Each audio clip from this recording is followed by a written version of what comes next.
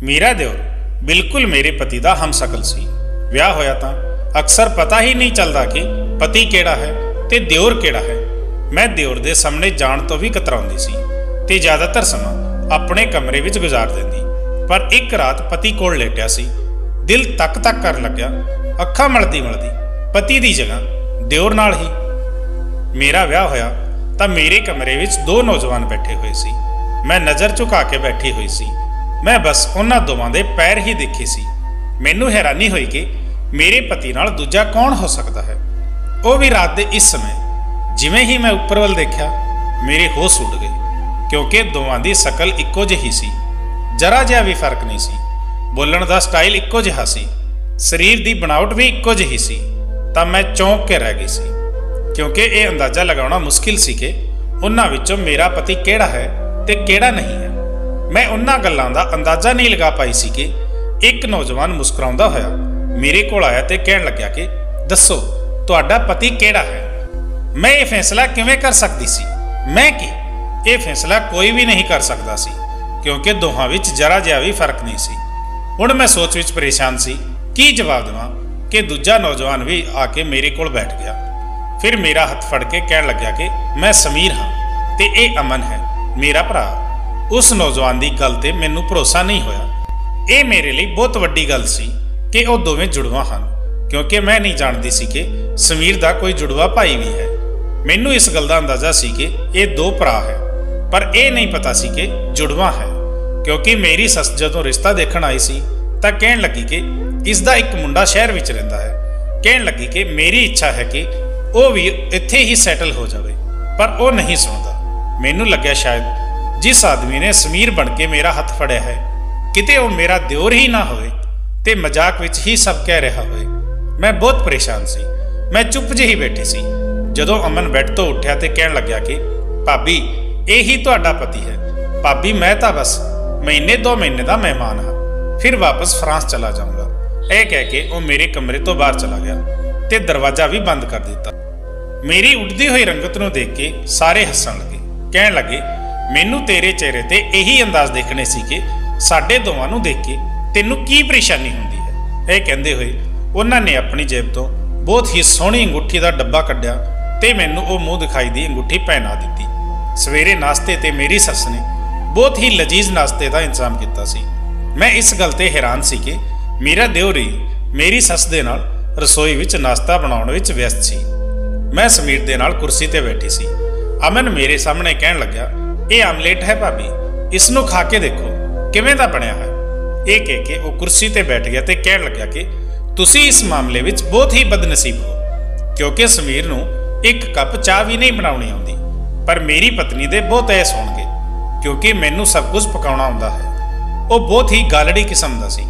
जदों तक नाश्ता करदा रहा उसदी जबान ट्रैक्टर की तरह चलती रही। मेरी सस दा मिजाज भी बहुत दोस्ताना जिहा सी। बहुत ही जल्दी मेरे नाल घुल मिल गई सी। विआह दे बाद समीर मैनू थोड़े दिनों के लिए घुमाउण लई लैके गया।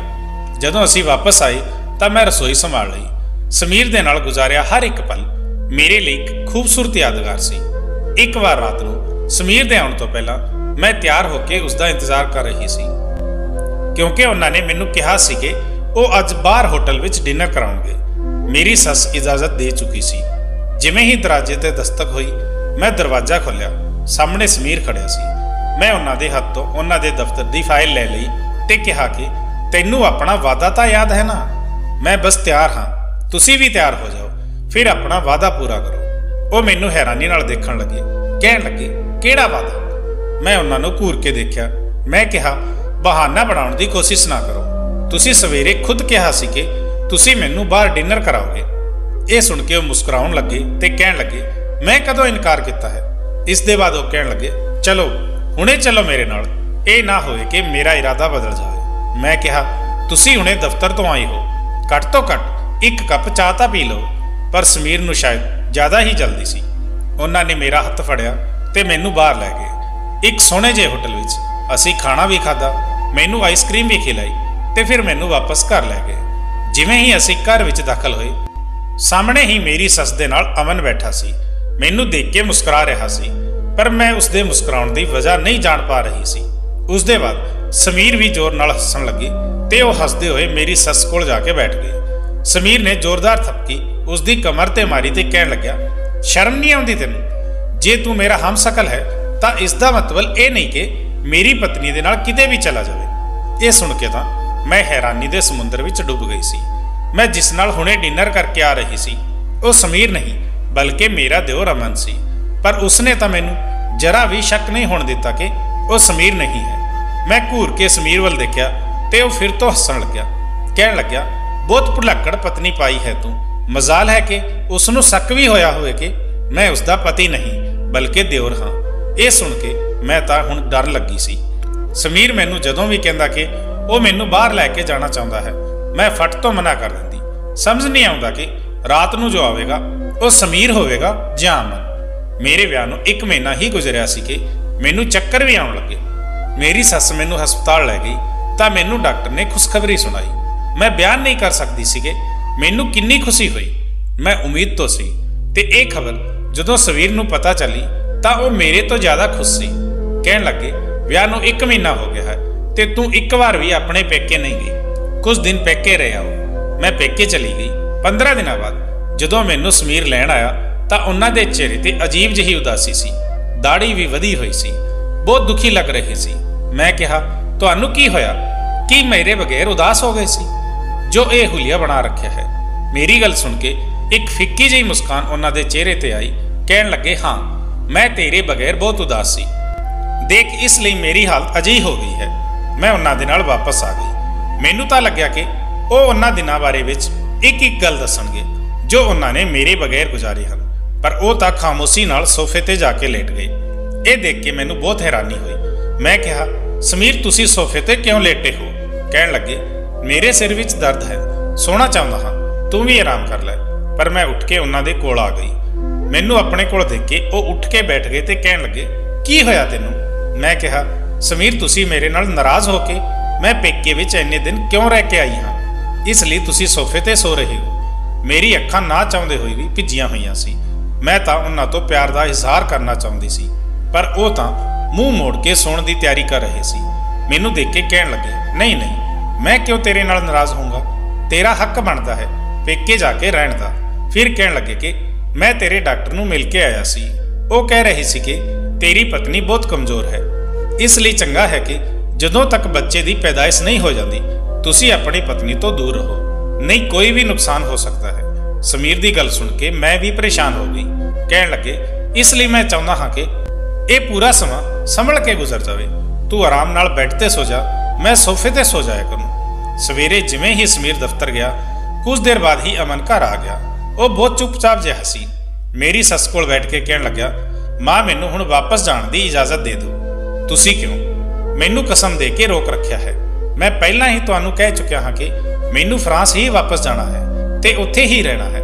ਸੱਸ ਕਹਿਣ ਲੱਗੀ, ਜਦੋਂ ਤੱਕ ਤੇਰਾ ਵਿਆਹ ਨਹੀਂ ਹੋ ਜਾਂਦਾ ਮੈਂ ਤੈਨੂੰ ਫਰਾਂਸ ਨਹੀਂ ਭੇਜੂੰਗੀ। ਉਹ ਕਹਿਣ ਲੱਗਿਆ, ਮੈਨੂੰ ਹਾਲੇ 2-4 ਸਾਲ ਵਿਆਹ ਕਰਨਾ ਹੀ ਨਹੀਂ ਹੈ। ਜਦੋਂ ਮੈਨੂੰ ਵਿਆਹ ਕਰਨਾ ਹੋਵੇਗਾ ਮੈਂ ਵਾਪਸ ਆ ਜਾਊਂਗਾ। ਇਹ ਸੁਣ ਕੇ ਮੇਰੀ ਸੱਸ ਰੋਣ ਲੱਗੀ। ਅਮਨ ਉਹਨਾਂ ਨੂੰ ਉਦਾਸੀ ਨਾਲ ਦੇਖ ਰਿਹਾ ਸੀ। ਕਹਿਣ ਲੱਗਿਆ, ਮਾਂ ਕੀ ਹੋ ਗਿਆ ਤੁਹਾਨੂੰ? ਇਹ ਕਹਿ ਕੇ ਉਸਨੇ ਮੇਰੀ ਸੱਸ ਨੂੰ ਆਪਣੇ ਗਲ ਨਾਲ ਲਗਾ ਲਿਆ। ਮੇਰੀ ਸੱਸ ਕਹਿਣ ਲੱਗੀ, ਤੁਸੀਂ 2 ਹੀ ਤਾਂ ਮੇਰੇ ਮੁੰਡੇ ਹੋ, ਮੇਰੇ ਹੋਰ ਕੋਈ ਔਲਾਦ ਤਾਂ ਹੈ ਨਹੀਂ। ਮੈਂ ਤੈਨੂੰ ਇੱਥੇ ਦੇਖਣਾ ਚਾਹੁੰਦੀ ਹਾਂ, ਤੁਹਾਡੇ ਦੋਵਾਂ ਦੀਆਂ ਖੁਸ਼ੀਆਂ ਇੱਥੇ ਦੇਖਣਾ ਚਾਹੁੰਦੀ ਹਾਂ। ਤੂੰ ਇੰਨੀ ਦੂਰ ਪ੍ਰਦੇਸ਼ ਵਿੱਚ ਚਲਾ ਜਾਂਦਾ ਹੈ ਤੇ 3-4 ਸਾਲ ਬਾਅਦ ਆਪਣੀ ਸ਼ਕਲ ਦਿਖਾਉਂਦਾ ਹੈ। ਮੇਰੀ ਸੱਸ ਆਪਣੀ ਜਗ੍ਹਾ ਸਹੀ ਸੀ। ਅਮਨ ਨੂੰ ਚਾਹੀਦਾ ਸੀ ਕਿ ਉਹ ਵੀ ਇੱਥੇ ਹੀ ਸੈਟਲ ਹੋ ਜਾਵੇ। ਉਸਨੇ ਮੇਰੇ ਵੱਲ ਦੇਖਿਆ ਤੇ ਕਹਿਣ ਲੱਗਿਆ, ਭਾਬੀ ਤੁਸੀਂ ਹੀ ਮਾਂ ਨੂੰ ਸਮਝਾਓ। ਮੈਂ ਕਿਹਾ ਕਿ ਉਹ ਤਾਂ ਆਪਣੀ ਜਗ੍ਹਾ ਠੀਕ ਹੈ, ਤੂੰ ਤਾਂ ਜਿੱਦ ਤੇ ਅੜਿਆ ਹੋਇਆ ਹੈ। ਜਦੋਂ ਉਹ ਨਹੀਂ ਚਾਹੁੰਦੀ ਕਿ ਤੂੰ ਬਾਹਰ ਵਿਦੇਸ਼ ਵਿੱਚ ਰਹੇ ਤਾਂ ਇੱਥੇ ਹੀ ਚੰਗੀ ਨੌਕਰੀ ਲੱਭ ਲੈ। ਮੇਰੀ ਗੱਲ ਸੁਣ ਕੇ ਉਹ ਕਹਿਣ ਲੱਗਿਆ, ਭਾਬੀ ਬਜਾਏ ਕਿ ਤੁਸੀਂ ਮਾਂ ਨੂੰ ਸਮਝਾਓ ਤੁਸੀਂ ਉਲਟਾ ਮੈਨੂੰ ਹੀ ਸਮਝਾ ਰਹੇ ਹੋ। ਰਹਿਣ ਦਿਓ ਭਾਬੀ, ਤੁਹਾਡੇ ਵੱਸ ਦੀ ਗੱਲ ਨਹੀਂ ਹੈ। ਮੈਂ ਸਮੀਰ ਨੂੰ ਕਹੂੰਗਾ ਕਿ ਉਹ ਮਾਂ ਨੂੰ ਸਮਝਾਵੇ। ਮੈਨੂੰ ਹਰ ਹਾਲ ਵਿੱਚ ਫਰਾਂਸ ਜਾਣਾ ਹੈ। ਅਮਨ ਇਹ ਕਹਿ ਕੇ ਖੜਾ ਹੋ ਗਿਆ। ਮੇਰੀ ਸੱਸ ਕਹਿਣ ਲੱਗੀ, ਠੀਕ ਹੈ ਫਿਰ ਅਜਿਹਾ ਕਰਨਾ ਕਿ ਮੇਰਾ ਮਰਿਆ ਮੂੰਹ ਦੇਖ ਕੇ ਜਾਣਾ। ਇਹ ਸੁਣਿਆ ਸੀ ਕਿ ਅਮਨ ਨੇ ਤੜਫ ਕੇ ਮਾਂ ਵੱਲ ਦੇਖਿਆ। ਉਹ ਹੁਣ ਵੀ ਹੰਝੂ ਵਹਾ ਰਹੀ ਸੀ। ਫਿਰ ਉਹ ਕਮਰੇ ਵਿੱਚ ਚਲਾ ਗਿਆ। ਕੁਝ ਦੇਰ ਬਾਅਦ ਹੀ ਉਹ ਵਾਪਸ ਆਇਆ ਤੇ ਹੱਥ ਵਿੱਚ ਫਾਈਲ ਫੜੀ ਹੋਈ ਸੀ। ਮੇਰੀ ਸੱਸ ਗੁੱਸੇ ਨਾਲ ਪੁੱਛਣ ਲੱਗੀ, ਤੇ ਇਹ ਕਿਸ ਚੀਜ਼ ਦੀ ਫਾਈਲ ਹੈ? ਤੂੰ ਬਾਜ਼ ਨਹੀਂ ਆ ਰਿਹਾ, ਤੂੰ ਜਾਣ ਦੀ ਤਿਆਰੀ ਕਰ ਰਿਹਾ ਹੈ। ਮੇਰੀ ਸੱਸ ਤੇਜ਼ ਗੁੱਸੇ ਵਿੱਚ ਆ ਕੇ ਪੁੱਛਣ ਲੱਗੀ, नहीं मां, मैं इत्थे नौकरी ਲੱਭਣ ਲੱਗਿਆ ਹਾਂ। तू नहीं चाहती इसलिए नहीं जा रहा। यह सुन के मेरी सस नूं बहुत सुकून होया। रात नूं समीर ने अपना तकिया उठाया ते सोफे ते जाण लग्या। मैं उन्हां दा हत्थ फड़ लिया। मैं कहा, इत्थे बैठो मेरे कोल, मैनूं तुहाडे नाल कुछ गल करनी है। वो मेरे कोल बैठ गए। मैं कहा कि कुछ महीने ही रह गए हैं नवे मेहमान दे आउण विच, सानूं चाहीदा है कि हुण असीं इस दे लई शॉपिंग करिए। ਇਹ कह के समीर दे कंधे ते सिर रख दिता। पर मैनूं उम्मीद नहीं सी, पर एक झटके नाल ਉਹ ਮੇਰੇ ਤੋਂ ਪਿੱਛੇ ਹਟੇ ਸੀ। ਉਹਨਾਂ ਦੀ ਹਰਕਤ ਦੇਖ ਕੇ ਮੈਂ ਹੈਰਾਨ ਰਹਿ ਗਈ। ਮੈਂ ਕਿਹਾ, ਤੁਹਾਨੂੰ ਕੀ ਹੋਇਆ? ਕਹਿਣ ਲੱਗੇ, ਕੁਝ ਨਹੀਂ। ਫਿਰ ਕਹਿਣ ਲੱਗੇ ਕਿ ਮੈਂ ਤੈਨੂੰ ਪੈਸੇ ਦੇ ਦੂੰਗਾ, ਤੂੰ ਜੋ ਚਾਹੇ ਸਮਾਨ ਖਰੀਦ ਲੈਣਾ, ਪਰ ਅੱਜ ਕੱਲ ਮੈਂ ਦਫ਼ਤਰ ਵਿੱਚ ਵਿਅਸਤ ਹਾਂ, ਇਸ ਲਈ ਤੇਰੇ ਨਾਲ ਕਿਤੇ ਵੀ ਨਹੀਂ ਜਾ ਸਕਦਾ। ਸਵੇਰੇ ਮੈਂ ਕੁਝ ਦੇਰ ਨਾਲ ਉੱਠੀ ਸੀ। ਮੈਂ ਦੇਖਿਆ ਕਿ ਸਮੀਰ ਦਫ਼ਤਰ ਜਾ ਚੁੱਕੇ ਸੀ। ਜਦੋਂ ਤੋਂ ਮੈਂ ਪ੍ਰੈਗਨੈਂਟ ਹੋਈ ਸੀ, ਸਮੀਰ ਮੈਨੂੰ ਕੋਈ ਵੀ ਕੰਮ ਨਹੀਂ ਕਹਿੰਦੇ ਸੀ ਤੇ ਦਫ਼ਤਰ ਵੀ ਖੁਦ ਹੀ ਚਲੇ ਜਾਂਦੇ ਸੀ। मेरा बहुत ख्याल भी रखते सी। दोपहर के समय अमन घर विच आया तो कहन लग्या कि उसनूं नौकरी मिल गई है। सुनते ही मेरी सस खुश हो गई। अमन के सिर ते हथ रखिया ते बहुत सारियां दुआवां दित्तियां। फिर मैनूं कहन लगी कि बस जल्दी नाल अपनी दराणी लभ, इसे महीने विच ही इसदा विआह करा दूंगी। ये सुनिया सी कि अमन दा गुस्से विच आ गया ते कहन लग्या, मैनूं कोई विआह नहीं करना, समझी? जे तुसीं अजे कोई भी गल कीती जां कोशिश भी कीती ਤਾਂ ਮੈਂ ਵਾਪਸ ਫਰਾਂਸ ਚਲਾ ਜਾਊਂਗਾ। ਤੁਸੀਂ ਭਲੇ ਹੀ ਨਾਰਾਜ਼ ਹੁੰਦੇ ਰਹੋ ਤਾਂ ਹੋ ਜਾਓ। ਮੈਨੂੰ ਲੱਗਿਆ ਸ਼ਾਇਦ ਫਰਾਂਸ ਵਿੱਚ ਕਿਸੇ ਕੁੜੀ ਨੂੰ ਪਸੰਦ ਕਰਦਾ ਹੈ ਜੋ ਇੰਨੇ ਗੁੱਸੇ ਨਾਲ ਗੱਲ ਕਹਿ ਰਿਹਾ ਹੈ। ਮੈਂ ਸੋਚਿਆ ਕਿ ਮੈਨੂੰ ਉਸ ਨੂੰ ਪੁੱਛਣਾ ਚਾਹੀਦਾ ਹੈ। ਇਸ ਲਈ ਸ਼ਾਮ ਨੂੰ ਚਾਹ ਬਣਾ ਕੇ ਮੈਂ ਉਸ ਦੇ ਕਮਰੇ ਵਿੱਚ ਗਈ। ਮੈਨੂੰ ਦੇਖ ਕੇ ਉਹ ਬੈਠ ਕੇ ਕਹਿਣ ਲੱਗਿਆ, ਭਾਬੀ ਇੱਥੇ ਆਉਣ ਦੀ ਕੀ ਜ਼ਰੂਰਤ ਸੀ? ਮੈਂ ਖੁਦ ਬਾਹਰ ਆ ਜਾਂਦਾ, ਆਪਣਾ ਖਿਆਲ ਰੱਖਿਆ ਕਰੋ। ਮੈਂ ਕਿਹਾ ਕਿ ਕੋਈ ਗੱਲ ਨਹੀਂ, ਇਹ ਕੋਈ ਵੱਡਾ ਕੰਮ ਨਹੀਂ ਹੈ। ਇਹ ਕਹਿ ਕੇ ਮੈਂ ਉਸਦੇ ਬੈੱਡ ਤੇ ਉਸਦੇ ਕੋਲ ਬੈਠ ਗਈ। ਉਹ ਕਹਿਣ ਲੱਗਿਆ, ਕੀ ਗੱਲ ਹੈ ਭਾਬੀ? ਮੈਂ ਕਿਹਾ, ਇੱਕ ਗੱਲ ਪੁੱਛਾਂ, ਸੱਚ ਦੱਸੇਗਾ? ਕੀ ਫਰਾਂਸ ਵਿੱਚ ਤੈਨੂੰ ਕੋਈ ਕੁੜੀ ਪਸੰਦ ਹੈ ਜੋ ਤੂੰ ਇੱਥੇ ਵਿਆਹ ਨਹੀਂ ਕਰਨਾ ਚਾਹੁੰਦਾ? ਮੇਰੀ ਗੱਲ ਸੁਣ ਕੇ ਕੁਝ ਦੇਰ ਉਸਨੇ ਮੈਨੂੰ ਦੇਖਿਆ, ਫਿਰ ਕਹਿਣ ਲੱਗਿਆ, ਹਾਂ ਮੈਨੂੰ ਇੱਕ ਕੁੜੀ ਪਸੰਦ ਹੈ, ਮੈਂ ਉਸ ਨਾਲ ਵਿਆਹ ਕਰਨਾ ਚਾਹੁੰਦਾ ਹਾਂ। ਮੈਂ ਕਿਹਾ, ਅੱਛਾ। ਇਹ ਸੁਣ ਕੇ ਮੈਂ ਮੁਸਕਰਾਉਣ ਲੱਗੀ। ਮੈਂ ਕਿਹਾ, ਠੀਕ ਹੈ, ਮੈਂ ਮਾਂ ਨੂੰ ਉਸ ਕੁੜੀ ਲਈ ਰਾਜ਼ੀ ਕਰ ਲੈਂਦੀ ਹਾਂ। ਕਹਿਣ ਲੱਗਿਆ, ਉਹ ਕਦੇ ਵੀ ਇੱਥੇ ਨਹੀਂ ਆਵੇਗੀ, ਇਸ ਲਈ ਤੁਸੀਂ ਮਾਂ ਨੂੰ ਰਾਜ਼ੀ ਨਾ ਕਰੋ, ਮੈਨੂੰ ਇੱਥੋਂ ਜਾਣ ਦਿਓ। ਇਹ ਸੁਣ ਕੇ ਤਾਂ ਮੈਂ ਵੀ ਪਰੇਸ਼ਾਨ ਹੋ ਗਈ, ਕਿਉਂਕਿ ਮਾਂ ਤਾਂ ਇਸ ਗੱਲ ਤੇ ਕਦੇ ਰਾਜ਼ੀ ਨਾ ਹੁੰਦੀ। ਚੰਦ ਮਹੀਨੇ ਬਾਅਦ ਮੈਂ ਇੱਕ ਮੁੰਡੇ ਨੂੰ ਜਨਮ ਦਿੱਤਾ। ਮੈਂ ਬਹੁਤ ਖੁਸ਼ ਸੀ। ਮੇਰੀ ਸੱਸ ਤਾਂ ਆਪਣੇ ਪੋਤੇ ਨੂੰ ਦੇਖ ਕੇ ਮਰੀ ਜਾ ਰਹੀ ਸੀ, ਪਰ ਸਮੀਰ ਬਹੁਤ ਖਾਮੋਸ਼ ਸੀ।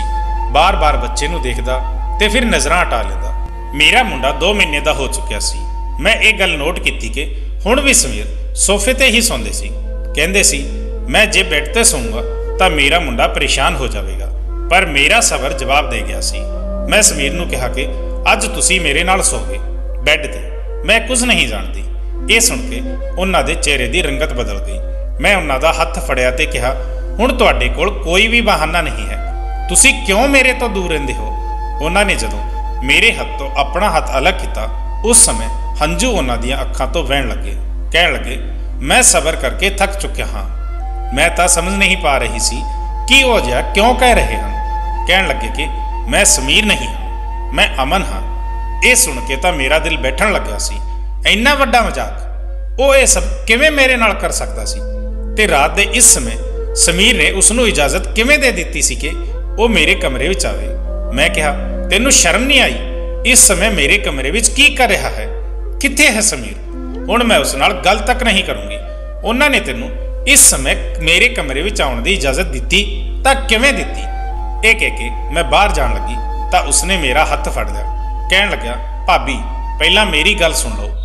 ਫਿਰ ਜੋ ਖਬਰ ਉਸਨੇ ਮੈਨੂੰ ਸੁਣਾਈ, ਮੇਰੇ ਪੈਰਾਂ ਦੇ ਹੇਠੋਂ ਜ਼ਮੀਨ ਨਿਕਲ ਚੁੱਕੀ ਸੀ।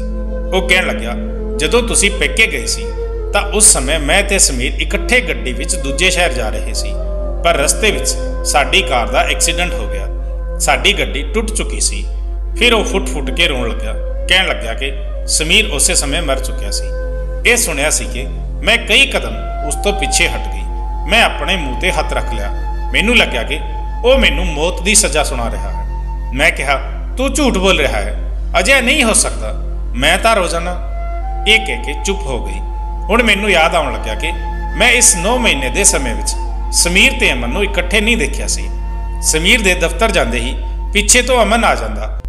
ਰਾਤ ਨੂੰ ਸਮੀਰ ਆਉਂਦਾ ਤਾਂ ਕਹਿੰਦਾ, ਅਮਨ ਆਪਣੇ ਦੋਸਤਾਂ ਵਿੱਚ ਬੈਠਾ ਹੈ, ਦੇਰ ਨਾਲ ਘਰ ਆਵੇਗਾ, ਉਸਦੇ ਕੋਲ ਘਰ ਦੀ ਚਾਬੀ ਹੈ, ਉਹ ਖੁਦ ਹੀ ਆ ਕੇ ਸੋ ਜਾਵੇਗਾ।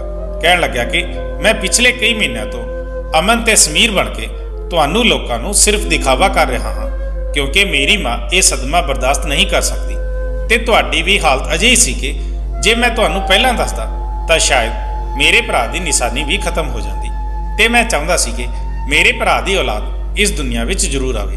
ਕਹਿਣ ਲੱਗਿਆ, ਮੇਰੀ ਤੁਹਾਡੇ ਤੋਂ ਇਹੀ ਇੱਛਾ ਹੈ ਕਿ ਤੁਸੀਂ ਮਾਂ ਨੂੰ ਕੁਝ ਨਾ ਦੱਸਣਾ। ਉਹਨਾਂ ਨੂੰ ਕਹਿਣਾ ਕਿ ਉਹ ਮੈਨੂੰ ਫਰਾਂਸ ਜਾਣ ਦੇਣ, ਮੈਂ ਅਮਨ ਬਣ ਕੇ ਉੱਥੇ ਫਰਾਂਸ ਚਲਾ ਜਾਊਂਗਾ ਤੇ ਵਾਪਸ ਨਹੀਂ ਆਊਂਗਾ, ਫਿਰ ਇੱਥੇ ਰਹੂੰਗਾ ਸਮੀਰ ਬਣ ਕੇ ਹਮੇਸ਼ਾ ਦੇ ਲਈ। ਉਸਦੀ ਇਹ ਗੱਲ ਸੁਣ ਕੇ ਮੈਂ ਹੈਰਾਨੀ ਨਾਲ ਉਸ ਨੂੰ ਦੇਖਿਆ ਸੀ। ਮੈਂ ਕਿਹਾ, ਤੂੰ ਕਿਵੇਂ ਇੱਥੇ ਰਹਿ ਸਕਦਾ ਹੈ? ਕਹਿਣ ਲੱਗਿਆ ਕਿ ਮੈਂ ਤੁਹਾਡੇ ਨਾਲ ਵਿਆਹ ਕਰਾ ਲੂੰਗਾ, ਪਰ ਇਹ ਵਿਆਹ ਮੇਰੀ ਮਾਂ ਦੀ ਨਜ਼ਰ ਵਿੱਚ ਨਹੀਂ ਆਉਣਾ ਚਾਹੀਦਾ।